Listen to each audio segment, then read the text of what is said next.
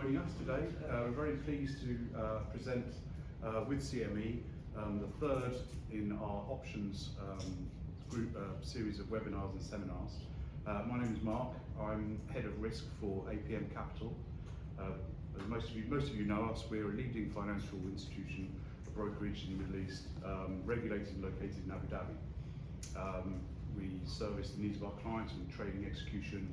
We have FX and CFD products, and we also connect our clients to the various global derivatives exchanges, including the very vast array of products which are available with the CME. Very pleased to welcome back David Gibbs. David is a market veteran who cut his teeth in the open outcry pits in Chicago. He's 40 years of experience, has been trading futures and options for nearly all of his career, and is now a noted speaker and director of education at the CME.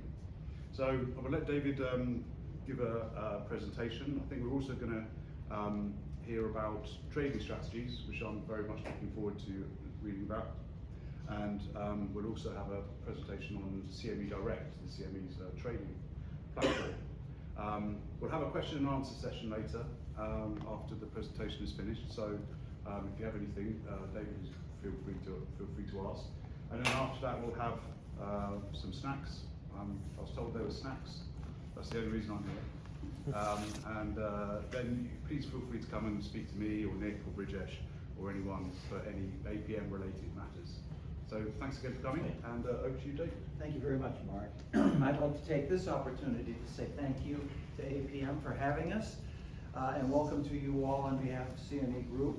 I'm going to introduce Sharif Jungan to introduce his colleagues from London, and because we've got quite a few of us here.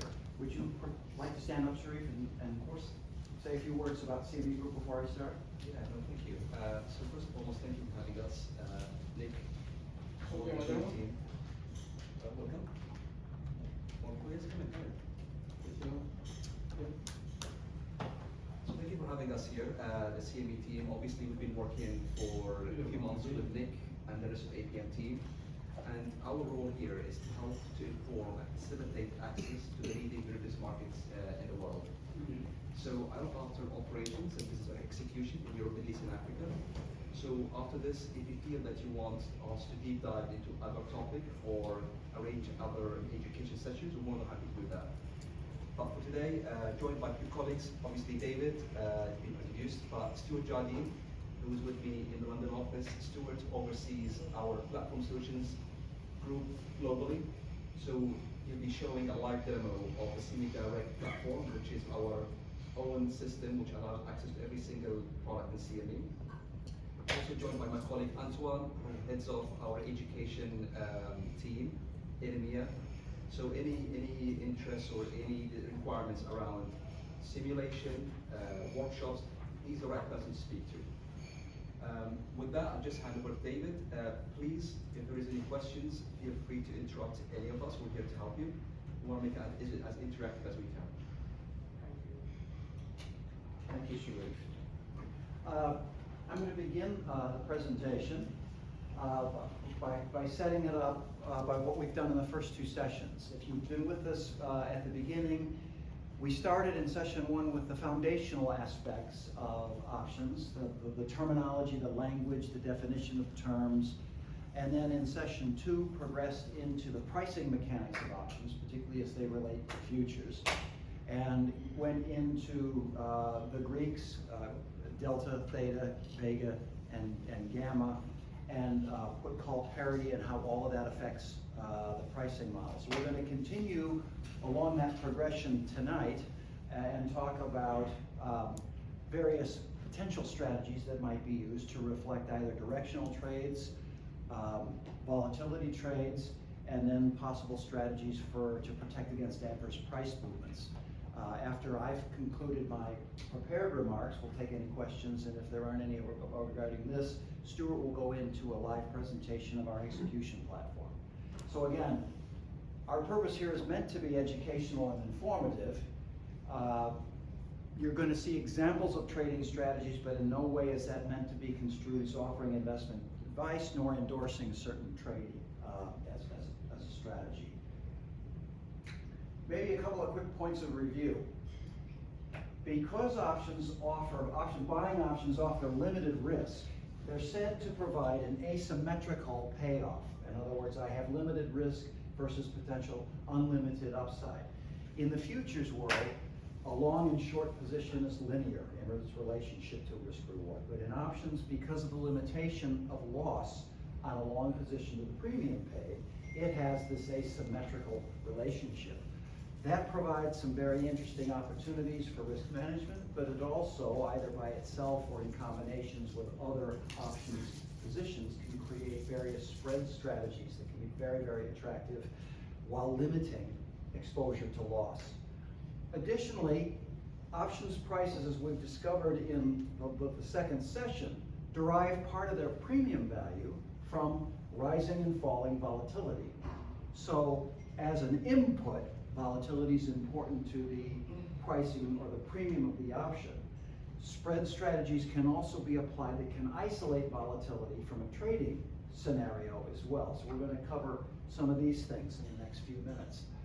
I think it's important to always remember, regardless of what system you're using, to be mindful that options pricing models are probability based and they're theoretical. So trade at your own risk, and none of them are perfect all the time and everywhere. I would like to start with the notion of skew or volatility skew. This is, by definition, is the levels of the volatilities of the options based on the strike prices relative to the price of the underlying commodity. Now, at CME Group, options are all options on futures positions. So the underlying will always be a futures price. Likewise, if you were to exercise your rights as a long option holder, whether it's a put or a call, you're going to be exercising into a futures position. So at CME Group, our options should be thought of as a second level derivative. The first level being the futures market, which derives its value from the underlying spot market. Options at CME are options on the futures positions. So you'll never exercise straight into a spot or a cash position. So if we were to take the different volatilities on puts and calls at various strikes of a particular expiration, you're going to get some sort of a display like this. And this is why, in terms of volatility skews, it's sometimes referred to as the volatility smile. This is sort of your normal or standard depiction of what volatility looks like. And if you'll recall from the previous session, we talked about how the Vega moves and how the pricing model moves as you're moving in the money to out of the money, whether it's above or below the marketplace for the put or the call, changing the different volatilities. So this will come back to influence us when we get into some of the strategies, when we talk about either buying or selling them as a spread or using them as a hedge against a physical position. The shape and slope of the volatility skew could be an important input factor. Not all volatility curves, however, are a perfect smile. Some are referred to as smirks. This is an example of the volatility of the S&P, which is in alignment with the S&P 500 index. And because it's a stock index, most of the perceived risk in the stock market is to a downside move in price. Nobody's particularly worried about making too much money if the market goes higher on a long position.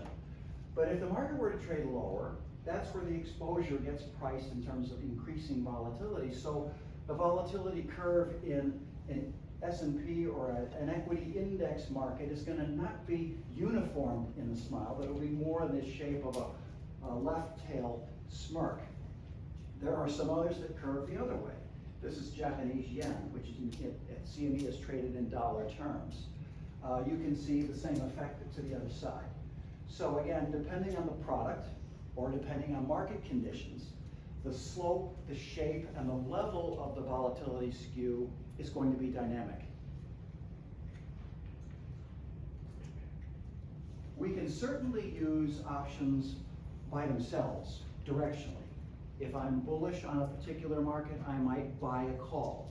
If I'm bullish but less excited about being long the market, I might sell a put.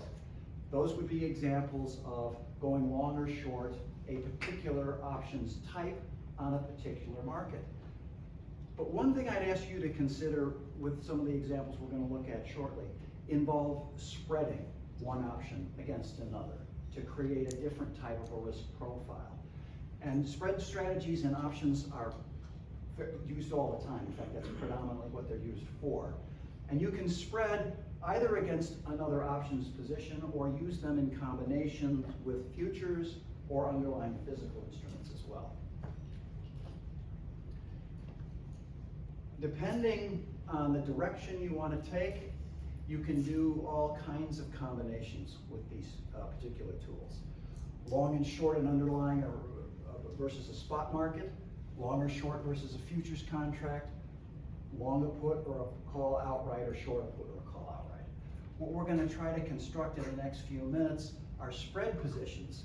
So what we're going to be looking at with respect to those Greeks that we talked about in the last session are the net positions in terms of delta, gamma, vega, and theta. Where we were looking at individual positions last time, now we're going to be looking at them from a net function. If you're long delta, you're going to have a positive market view. You'll be reflecting a bullish market bias.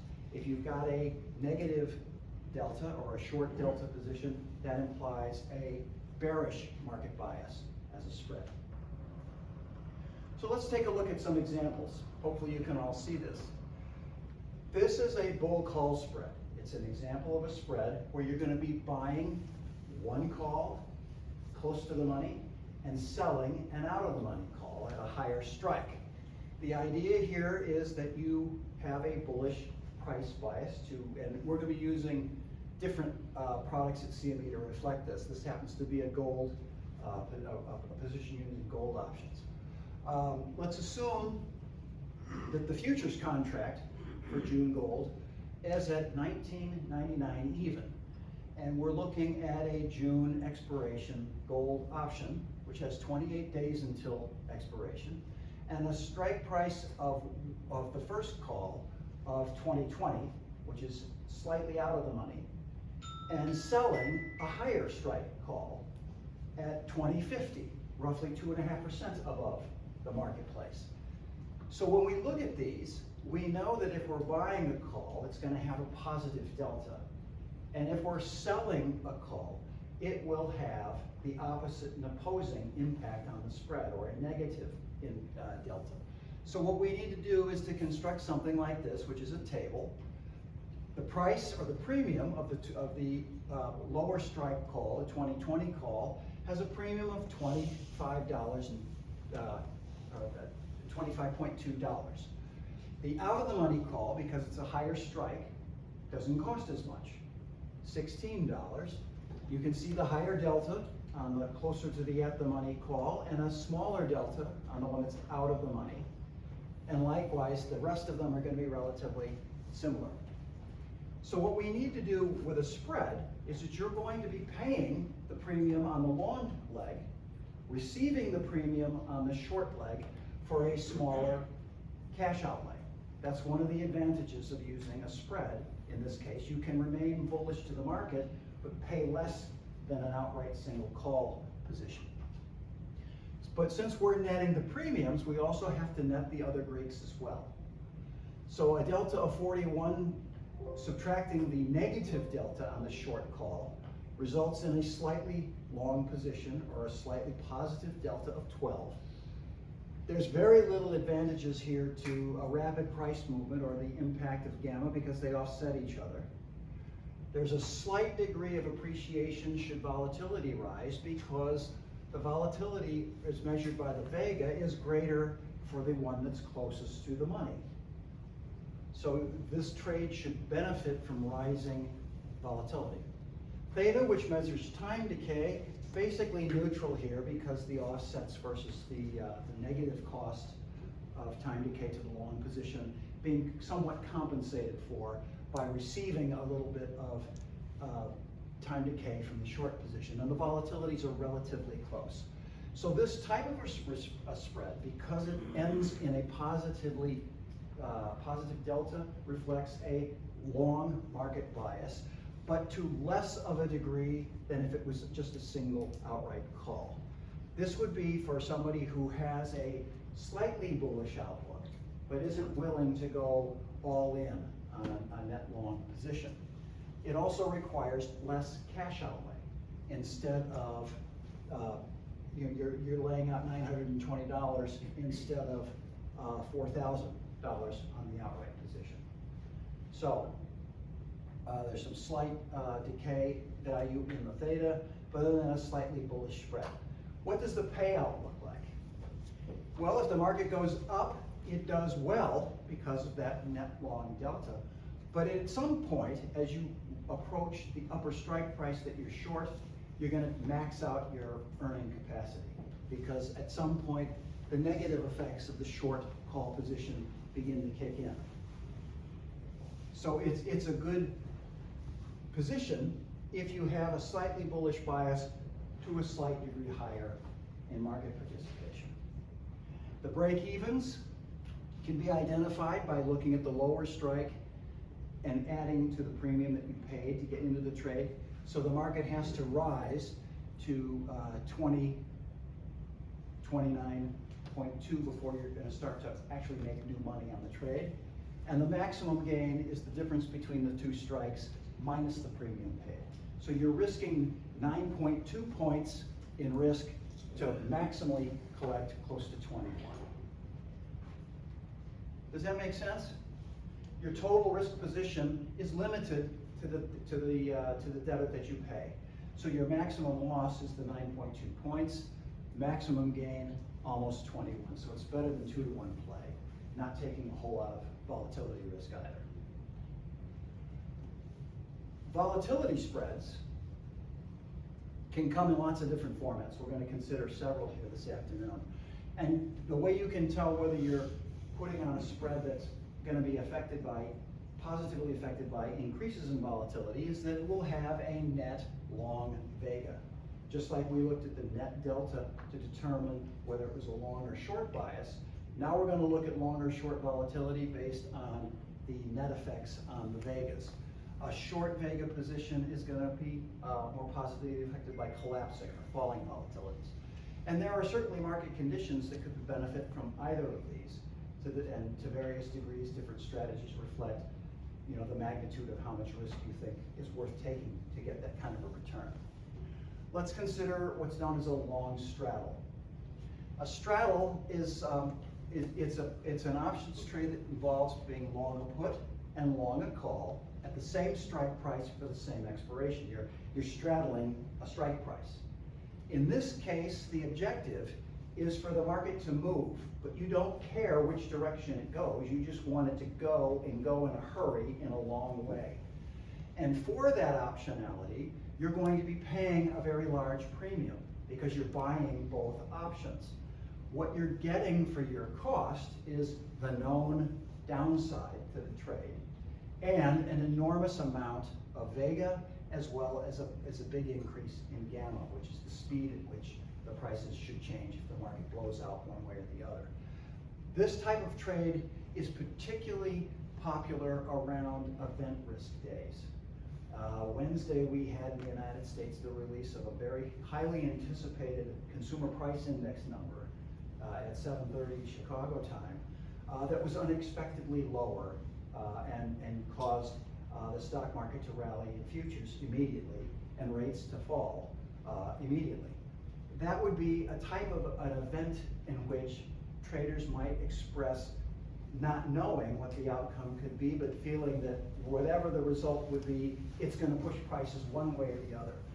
Without having to pick the direction, a straddle like this allows you to benefit from a very sharp, rapid movement in price without having to pick the direction.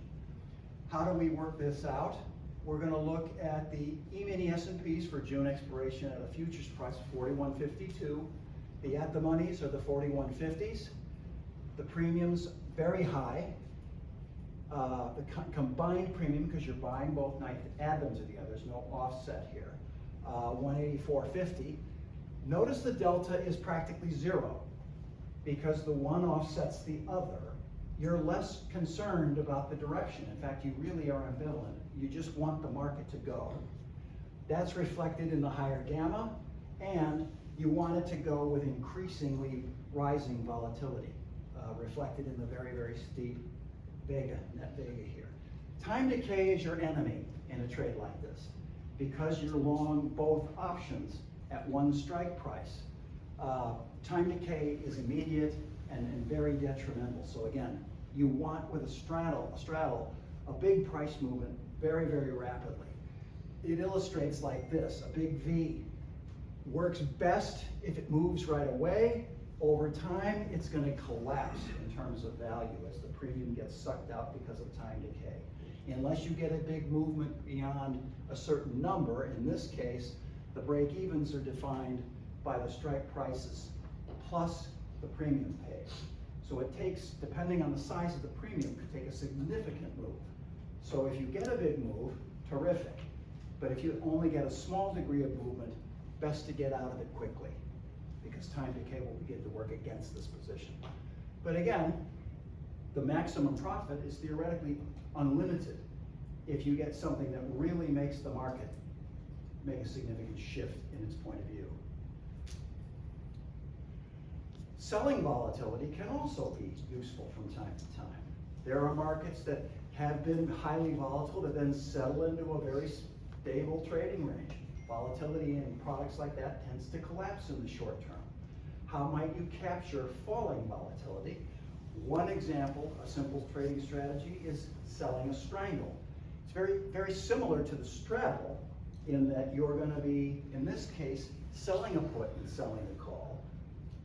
But instead of straddling a strike price, you're going to be looking at deep out of the money puts and calls with the idea that the market stays within those guardrails.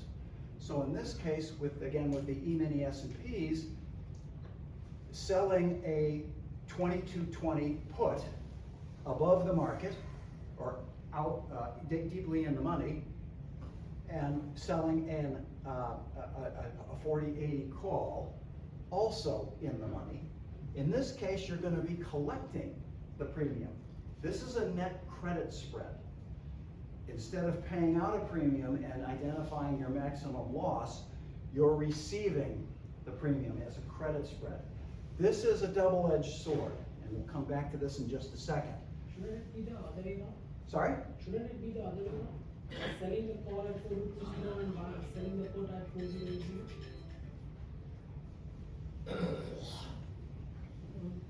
You're absolutely right. I've got them flipped around in the table.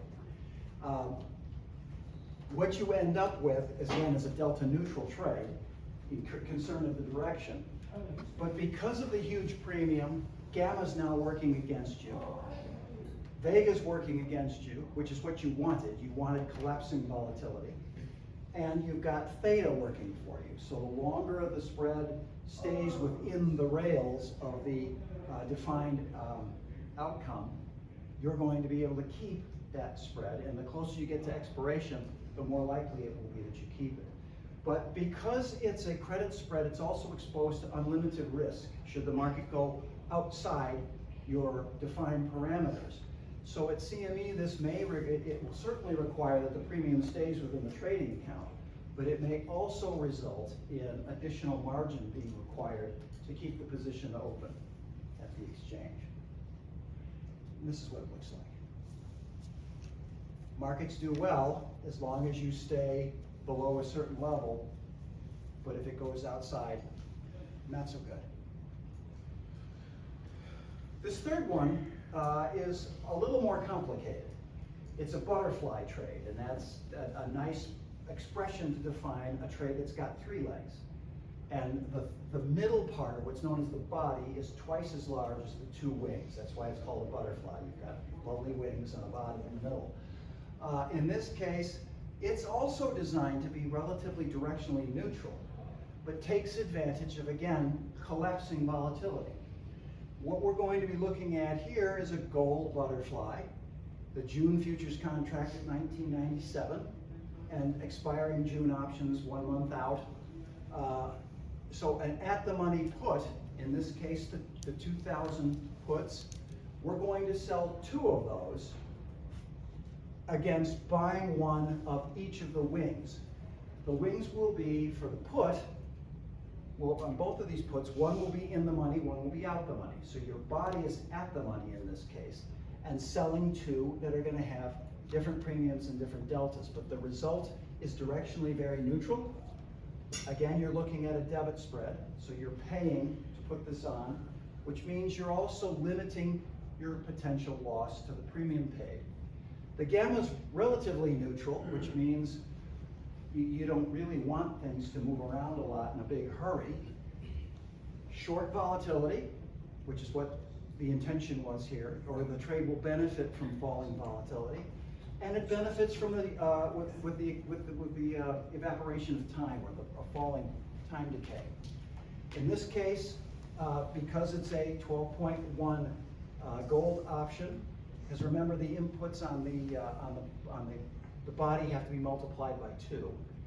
Ends up with a slight debit of 12.1.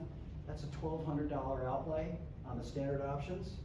That's the maximum that this position can lose. So it looks graphically like this. As long as the market ends up right around the body at expiration, that's your maximum profit point. It just might take a while to get there. In the meantime, you're subject to pushing outside the bands of the wings of the butterfly.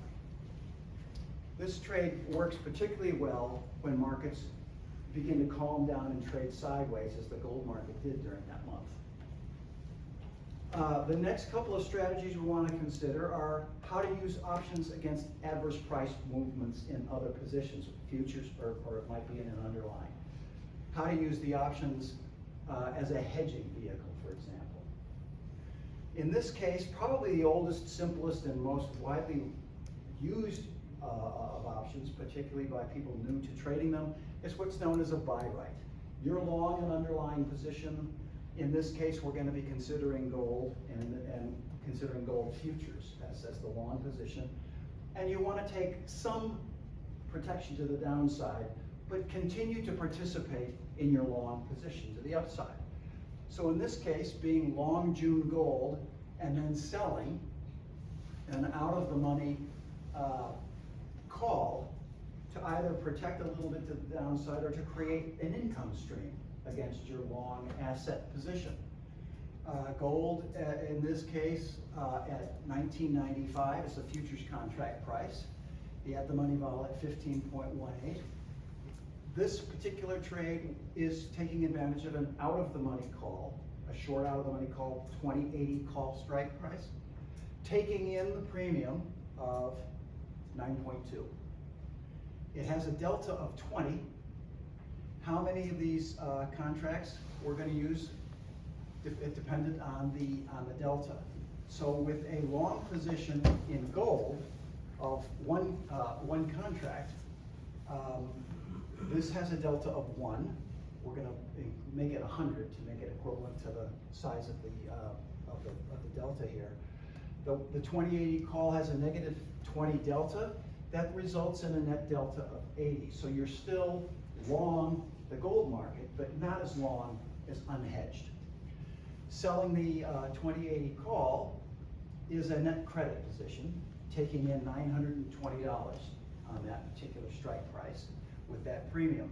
So if gold goes down, I'm not going to be entirely covered from a downside loss, but I get some break because I've got the premium that I've taken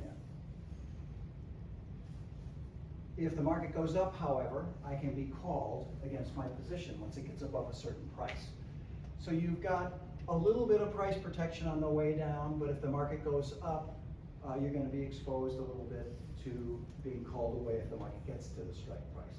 You'll continue to participate to the upside until expiration, and if the market settles below the strike price, you keep the whole premium.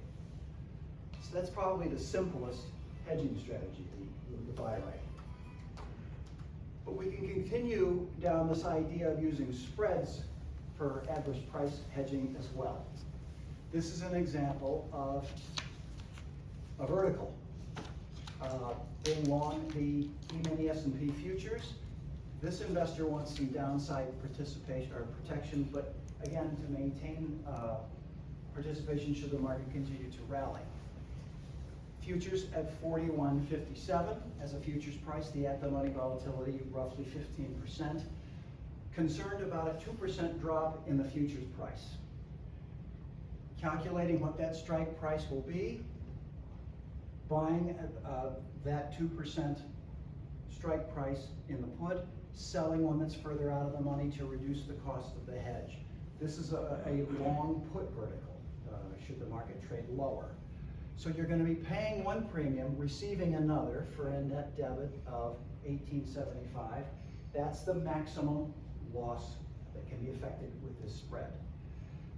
You start with the delta on your futures position, subtract the long put from it, and then add back in the negative of the negative delta on the put that you've sold. You're still very much long the market. Not as long as just being outright in the futures, but you've got less upside, but still some upside with some downside protection. Gamma's basically zero, Vega's positive, and positive to a degree that would benefit from rising volatility. But because of the long and the short, some slight time decay in this. And again, this is designed to protect from a slight downside movement, 2%, but beyond that, once you get down to the lower strike price, it's not going to do you much good. But you'll also begin to, you can continue to enjoy some upside price movement as well, limited to the premium that you pay in terms of risk.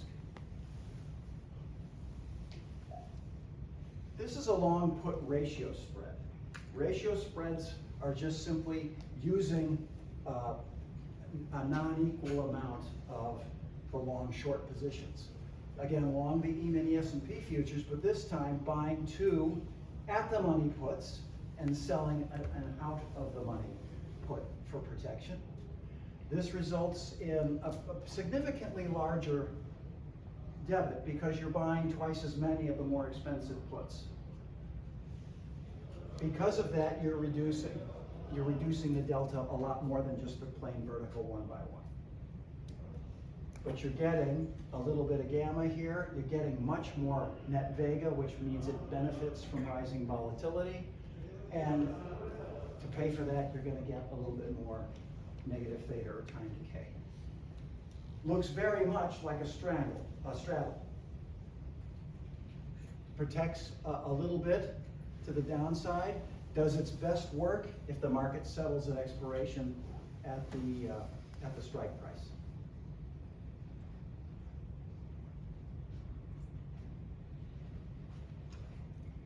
This is probably the one that's used most by institutional traders. Collars are designed to limit loss, but to pay less for that insurance. So you take, in this case, a long S&P futures position with an at-the-money price of 42.02 and look way out of the money for that adverse price movement. This is somebody who's looking for a 5% drop in the S&P. They're not concerned about much before that, but they want that severe price protection. So looking out below the market by 5% to buy that protection by buying the put and financing it by selling an out-of-the-money call above the market. This is where that skew exercise comes back into play. Unfortunately, with the S&P, remember that was kind of that volatility smirk. You're going to be paying a little bit more for that out-of-the-money put and not receiving an offsetting amount in the call because it isn't priced as high from a volatility standpoint. But you're still getting a lower cost net effect of your buying your insurance by selling the out-of-the-money call to help finance the long position. You end up still enjoying some upside in the underlying, very little gamma exposure, a slight degree of positive vega for increasing volatility, but again, it's going to be, the cost is to time decay here. And this one it looks a lot like a vertical spread, but you're protected in the case of a severe drop in price where you begin to bottom out at the bottom. But for that, you're going to bottom out at the top too. You're still going to participate to a little degree as the market goes higher, but as the market drops, you're covered for that severe adverse price movement. These are very popular for exactly that reason. You've got defined risk in terms of your position while being able to maintain some positive upside in the underlying spot or futures position.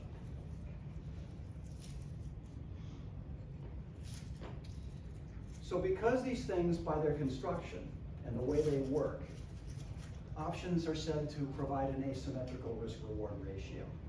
And therefore they can be combined in trading strategies to provide sometimes a little more granular hedging than a futures position by itself.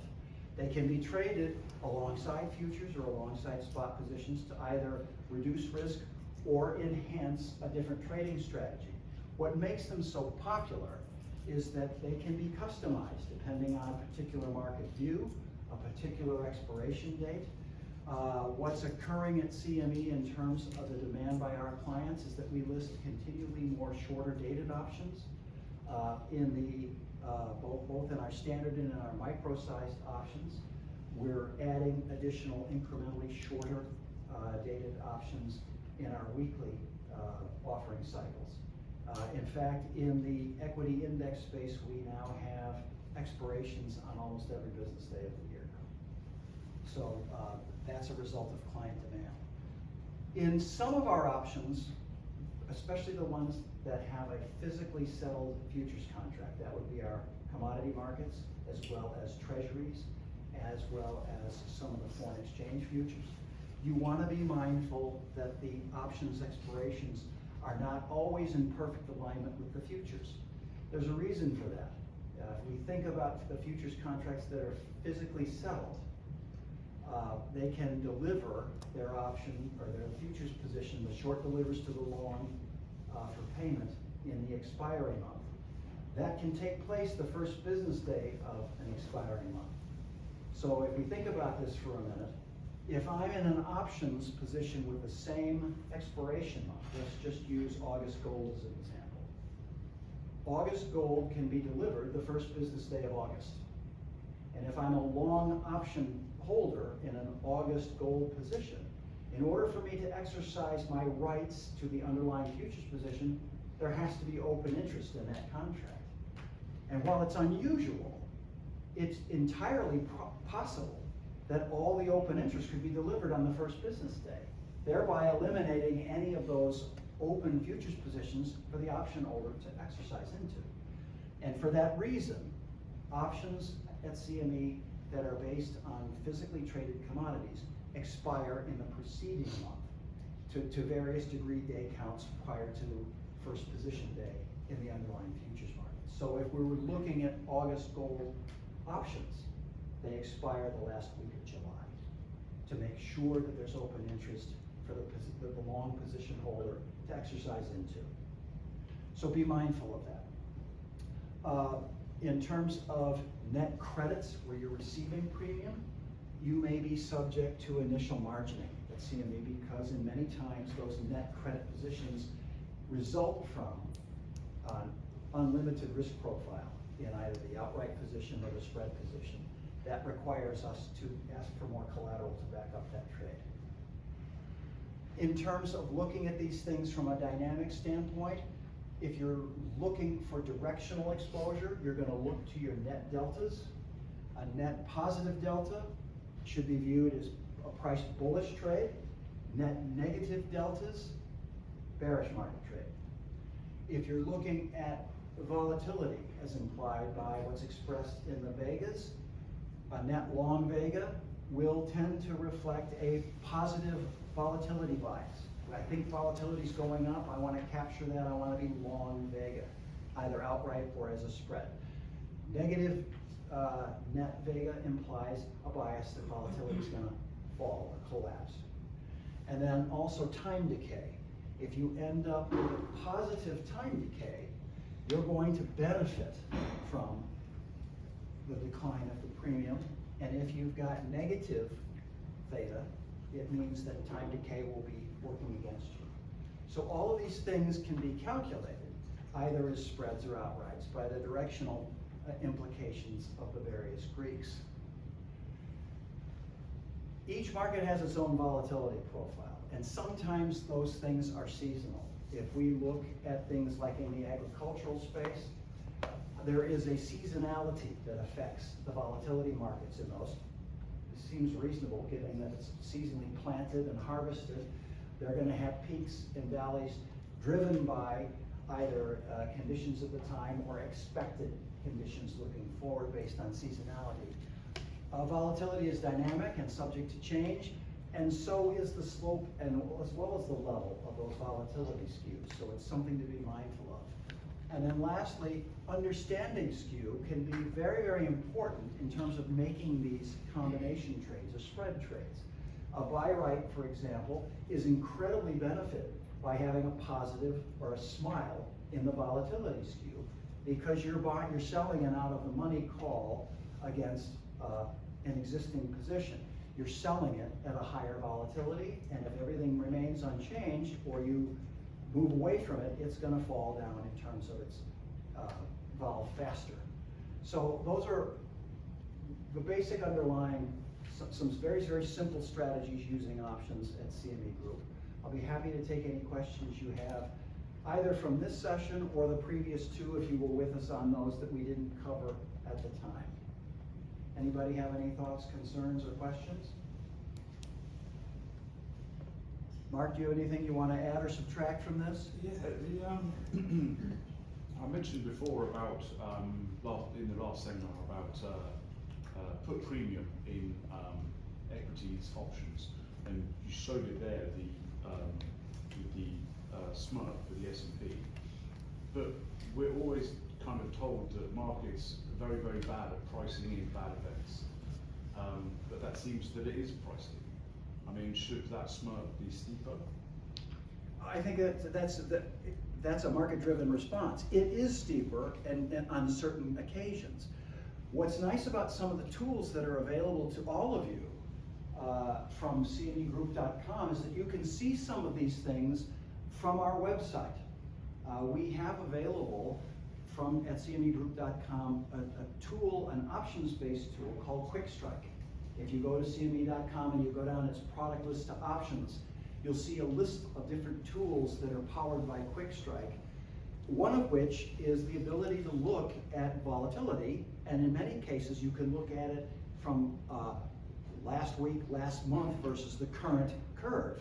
And you can see, I think if we were to go back to the month of March, you're going to see a steeper skew slope in all of the equity indexes than you might be seeing today, because of the panic over regional bank losses in the United States sent all of the indexes lower, with the exception of the NASDAQ 100. But so there are tools on the website that allow you to evaluate all of the things that we've been exploring in our last three sessions, and they're available for you to look at no charge. In many cases, you can even put in certain inputs and look at the theoretical premium calculated by that options calculator. There are, you're not going to get live feeds on prices, but you'll be able to see static pricing sheets. So if I wanted to look at, let's just use the E-mini S&Ps as a working example, wanted to look at the September expirations and look at all of the strikes relative to the current or yesterday's settlement value, you'll see the deltas, the thetas, the gammas, the vegas on an array of strike prices, both up and down. You can begin to see from day to day the changes in that spreadsheet. It's a nice way of learning what's been taught these last three sessions becomes real when you begin to see the price action affect them. So there's lots of really decent teaching tools available on .com, free, regarding options analysis. I would highly suggest that you make it, to take a look at it and see what might work for you. Any other thoughts or concerns or questions? If not, I'm going to turn it over to Stuart to show you exactly what our markets look like. But before, This is an example of the quick strike pricing sheet that's available on .com. You'll notice in this case, this is the E-mini S&Ps, the futures price up there at the top, 3291.75. There's the at-the-money volatility, number of days until expiration of the options, and then the various strike prices in the middle, calls, puts, the premiums, and then the various Greeks at the side. And you can see in this instance, Mark, where the premiums here are going down, you can see the volatility is going up here. Premiums, strike prices going up, premiums not doing much. In fact, they're going down on the other side. So this is almost just a negatively slope looking forward in price, bit of a skew. One of the tools that's available on .com, powered by Quick Strike, is what we call the open interest heat map. I think this is fantastic. You plug in the futures contract you're interested in, and you can see all of the options that are listed currently against those contracts. In this case, this is the 10-year futures contract, 10-year Treasury futures contract. And I can see, this was for December 2021 at a futures price of 132 and 3/32, the various expiration dates at the top, and then based on strike prices, the amount of open interest in options, both puts and calls at those various strike prices. This kind of information is incredibly valuable for active traders who are looking for potentially big pockets of open interest. Because as the futures market begins to approach a strike price, anybody that's trying to remain delta neutral in their options position may be forced into buying or selling futures to account for that delta hedging activity. In many cases, almost becoming a self-fulfilling prophecy as far as hitting that price action. But this can show you where there's potential future trading energy in the underlying futures contract based on the open interest in the puts and calls. And then lastly, Stuart's going to talk a little bit more about CVol in a minute, but this is a static chart of a new product at CME called CME Volatility, and it's based on producing volatility curves on all of our active benchmark products. In this case, this is gold volatility, and the dotted line here shows you the price of the underlying front month futures contract. Notice the futures price in this case up near a recent high. Volatility followed it, at least in the first leg, higher. This solid line represents the volatility, but then a rather steep sell-off in volatility without changing price in the futures contract. Again, that's a potential challenge or an opportunity for an options trader who wants to trade volatility in a product. Being able to track it graphically may be useful. This is also available for you to see on .com. So I'll leave it at that. If you want more information about anything at CME Group from an educational standpoint, go to our website, and across the top toolbar there's an education button. Click on that, it takes you to CME Institute, where you can see courses on every one of our markets and products, as well as archived webinars on different strategies provided by different providers, even third-party content from people that don't work at CME, who are either writing market commentary or thought pieces that we think are relevant. And if you feel like clicking on the QR code, that'll take you to Institute immediately. Doesn't sound so good. And if you ever want to reach out to me directly, my contact information is included here. It's included in the other slides from the previous presentations as well. I'm going to leave it at that now and turn it over to Stuart to talk a little bit about CME Direct, the execution platform from CME.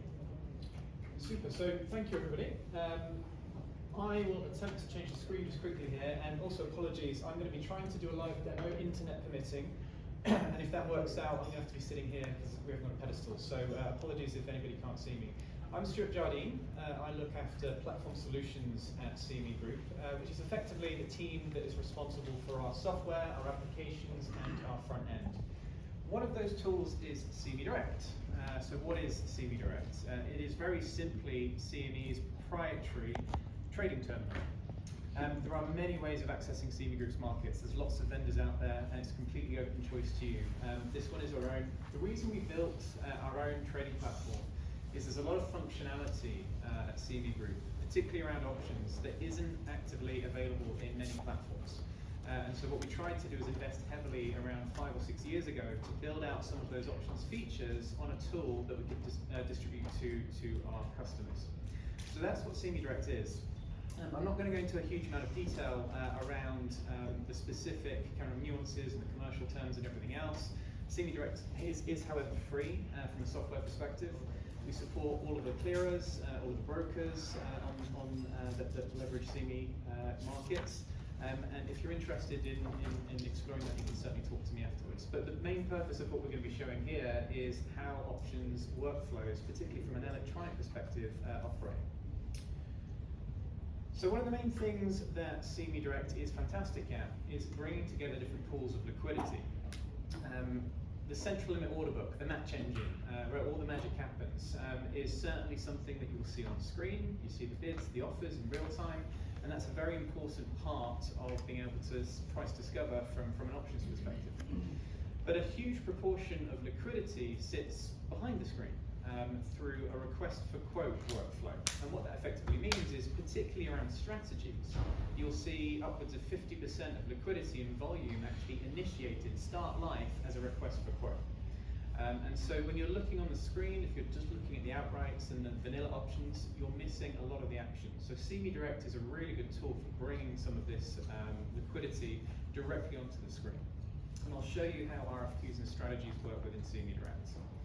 Some elements I won't touch on today are around the block trading features in CME Direct. If you negotiate off exchange a large block size transaction, you can report that using CME Direct, but less relevant, I think, for today's session, so I'll skip those today. So this is CME Direct, probably more interesting if we show the live version. So these are the markets in real time today. First thing that you'll see is market data grid. You'll be very familiar with these. They exist on all platforms. What we've done here is we've arranged all of CME Group's products, the benchmark products, by asset class. And as discussed, we've got 6 major asset classes. We've also got some more esoteric products around cryptocurrencies and ESG and carbon offsetting. All of these, however, are futures. I'm also just showing the front month, the contract that is soonest to expire. However, across many different products, of course, we've got open interest and activity that go very, very far out. We could just click, just for an example, on some of our energy markets, and you'll see what I mean in terms of the market data that goes all the way out to August. Market data is being a little bit slow here. So you'll also see a lot of depth in terms of any of our contracts. So if we look at the S&P 500, for example, the E-mini, you'll see that we've got a lot of depth going up 10 levels. To interact with any of this, you double click and you can place an order. So, you know, if you're not going to spend too much longer on futures, obviously this option is about options. However, just wanted to show exactly what you can see on screen. Now, one of the reasons CME Direct, as I mentioned, is particularly successful is we've invested heavily in the options capabilities, and it's grown substantially over time. The volume that's coming through CME Direct has been growing at about a 20% CAGR from an options standpoint, and it's now the top platform for trading options at CME Group for institutional users. And why is that? I mentioned, you know, some of the features that are available on CME Direct aren't readily available elsewhere. And one of the first things that we wanted to build out was a way to really easily find all of our options contracts. There's a lot of them. There's weeklies, there's monthlies, there's dailies, there's quarterlies. And with all of that, you know, all of those are linked to each underlying product. And so particularly around different platforms that are out there, they can make it quite hard to find all those options contracts. So step one is just being able to find them. And that's what CME Direct does particularly well. What we created was a quick options grid. And it's very simple. All you do is you type in the future, the underlying contract. So let's pick gold as an example. You hit enter, and instantly you'll see all the different options that relate to that underlying future, ordered by date to expiry. You can filter, and you can see, you know, I want to go 1 year out, 2 years out, 100 years out, if we've got anything there. And then also you can select the different types of options, so whether there's monthlies or weeklies or dailies, for example. Each options contract here, you can expand and you can see all of the different strikes, all of the different calls on the left, the puts on the right, and this is the electronic central limit order book and all of the bids and offers that you can interact with.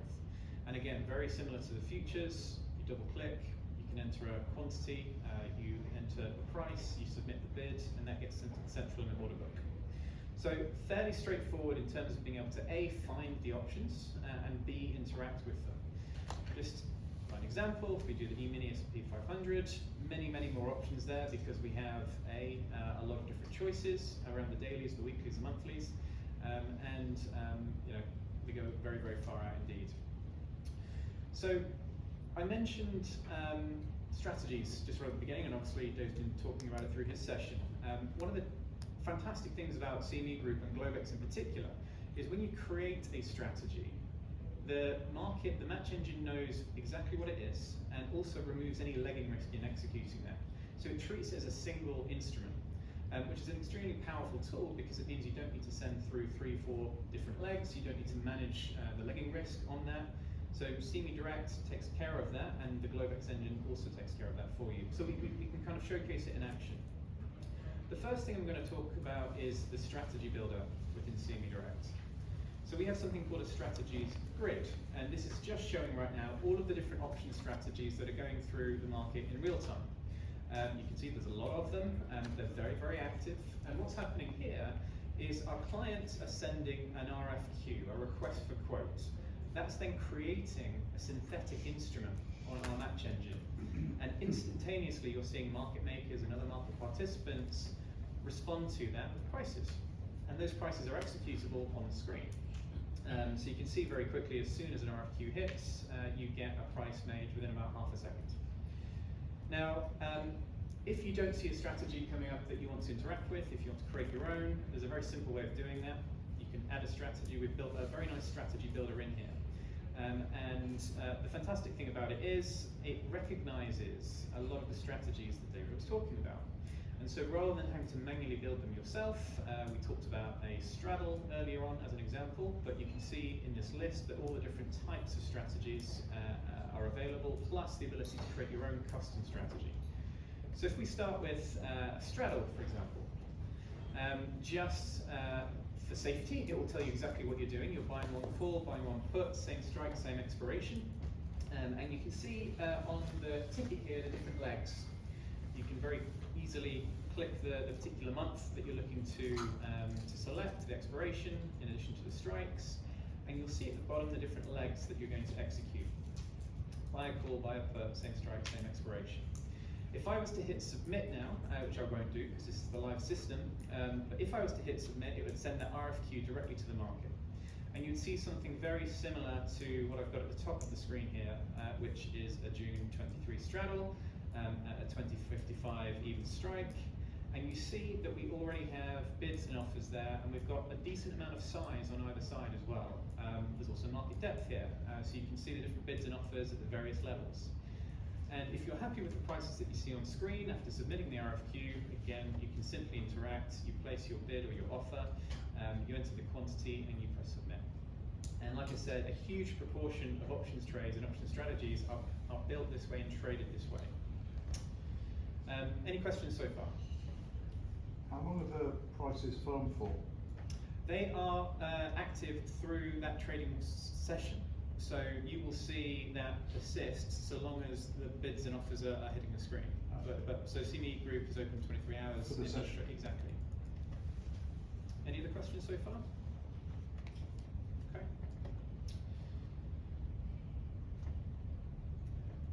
Like I said, we also have different mechanisms for negotiating off-exchange transactions, block size. For the interest of today, I'm going to skip straight through this, but it is available. I'm going to talk a little bit about our analytics that are embedded within CME Direct. We have the same quick strike tools that Dave was talking about fully embedded in the platform. The fantastic thing about these is you can chart and look at historical volatility, skew, and all the other measures. You can look at open interest, you can browse the open interest. I'm going to show how that works in real time. You can really get a sense of where the market is at and the sentiment. You can see the most active strategies going through the platform. So if you want to see exactly what other market participants are doing, where the volume is at in real time, you can see that on this tool. Two, there's also an options calculator on here. So if you do want to calculate a particular strategy and play around with all the variables, you can do that too. And then there's a simulator. So if you build an option strategy and you want to see how it performs over time, depending on what the market does, whether it moves up quickly or down quickly or stays flat, you can see that too. So let me dive in and we'll have a little look. Firstly, let's have a quick look at the options dashboard right at the beginning. And the reason I want to show this is within Quick Strike, there's a lot of trade examples. So Dave was going through many of them, but up here you see a lot of the common strategies. We're talking about a straddle. If you click on here within Quick Strike, it gives you an explainer on exactly what that strategy is. It describes the different parameters and features from a profit and loss perspective. And you can play around with that and explore all of those. But just thought I'd mention that, given that there's a really nice directory in here of all those strategies and their properties. But let's start perhaps with looking at volatility. Dave just mentioned there that there's an ability to look at the volatility of any particular product, and I'm sticking with gold here, and compare that historically. So very, very simple to do that. You can say, what does this particular volatility look like compared with a previous week or a previous month, and you can see the dotted line versus the solid line, how that has shifted over time. The other aspect here that we can talk about is the open interest, which is really, really valuable in terms of figuring out where the market is at and where the sentiment is at. Here we're looking at gold options, and along the bottom you've got the different expirations, and you can see based on the expiration where the open interest is in the calls and where the open interest is in the puts. What I find a little bit more interesting is you can also have the same view but by strike. So you can see based on the potential value, where is the options open interest. And you can see for the most part, as expected, for gold, the options open interest is centered around this $2,000 number. But as we've been showing kind of over the last couple of days, we've spotted some open interest that's sitting out here at $4,000 for gold. And you can see exactly where that's made up.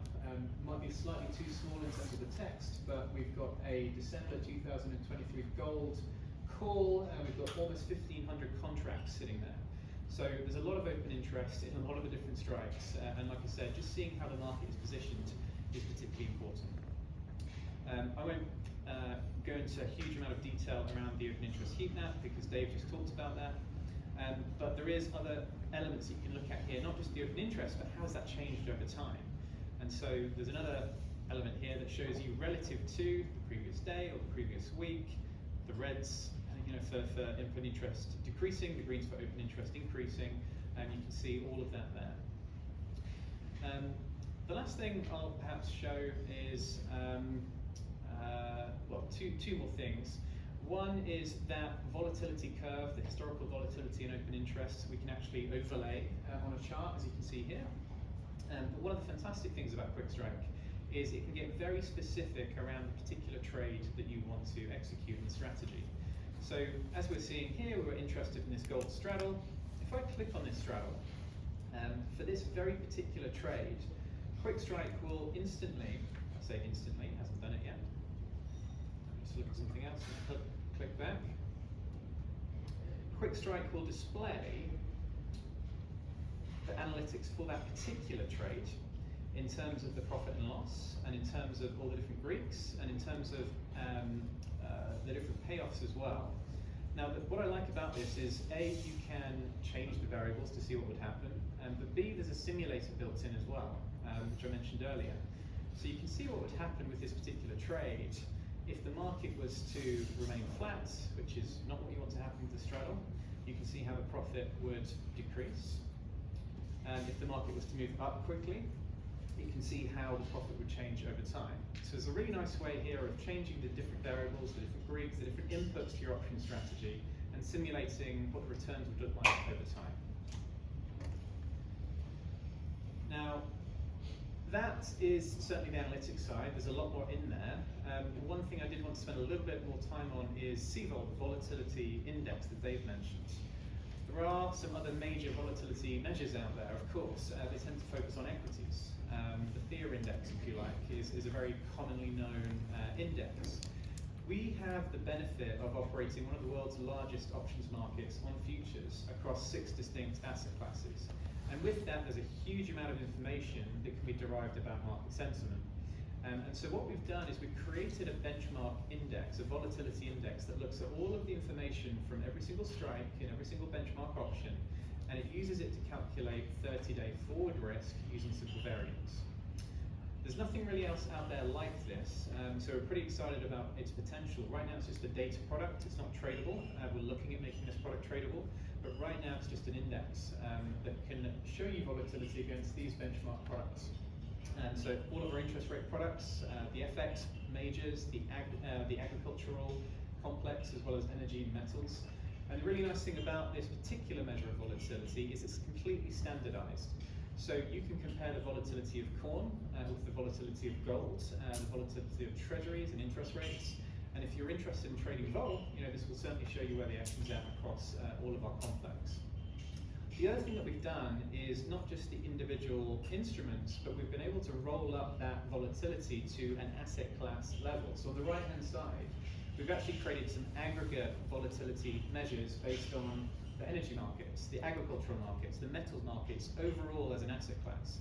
And they too we've been able to roll up. So you can see right at the top there's a commodities volatility index that will tell you overall, based on energy, metals and agriculture, how is volatility changing in real time, plus over a historical period. We can see this really easily in CME Direct, but it's also available on cvol.com.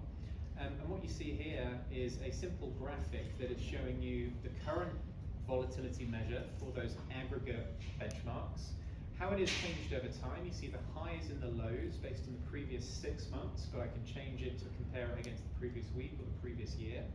So just very instantly you can see that agricultural volatility across a 6-month period is nearing its 6-month highs. Energy right back down, and we've also seen a fairly mixed story within metals. You can compare that with how are we looking across all time, which is kind of fairly in the middle. How are we looking year to date? You can then do a bit of a deep dive and see, okay, for a particular product, such as gold, how is volatility changing over time? And it's not just the volatility measure. We can show on a chart, to get rid of the underlying, so right here this is the volatility of gold, but we can also introduce different measures, right? So how has convexity changed over time? As an example, how has skew changed in gold over time? So skew has jumped up significantly over the last period across April and May. And you can compare that historically as well to see, okay, well, what was that like relative to the previous spikes with respect to the Ukraine-Russia conflict, or even the COVID periods. You see the spikes there in skew. So there's a huge amount of information available across the CVOL complex, and like I said, this is embedded in CME Direct, but it's also available online at cvol.com. I will flip back just quickly to the presentation. I'll skip through some of these elements. We also have an API for CME Direct for anyone that is interested in more algorithmic type trading. We've done a lot of the heavy lifting from a CME Direct perspective, so you can access our markets anywhere via the web using an API. But in the interest of time, I'm not going to show you the code on the screen and go through how that works. I'll stop here, but happy to take any questions. And certainly if you're interested in looking at CME Direct, like I said, the platform's free, and we've got trial periods as well. Also, the quick strike tools are available online. They're also free, albeit end-of-day data. And the CVOL indices are also available online, cvol.com. I'll stop there. Thanks very much. Any questions? Happy to take them. Where can I find the CME Direct? Is it just available on the CME website? It is available on the CME website. You need to work with a broker or a clearer in order to get an account, so you can certainly have a conversation. So the CME Direct without your broker partners will not do much apart from show you the data. Right? So if you actually want to trade and engage, you still need to work with your partners to get access. If I just need to view it, I can do that. If you just want to view, yeah, we can get you an account set up, absolutely. So there's no problem there. So my team is available via my email address, platformsolutions@cmegroup.com. Also, if you go into Google and just type CME Direct, the first page that comes up will talk you through how to get access. these tools, like I said, are available. The quick strike tools especially are available online outside of CME Direct. But getting access to this tool in order to trade, yeah, you talk with your partners and with us. Anything else? Okay, well, thank you very much. Okay, well, thanks very much, everyone, for coming. I'd like to thank David and Stuart. It's been very informative. And please join us outside for some refreshments. Thank you very much. Thanks very much.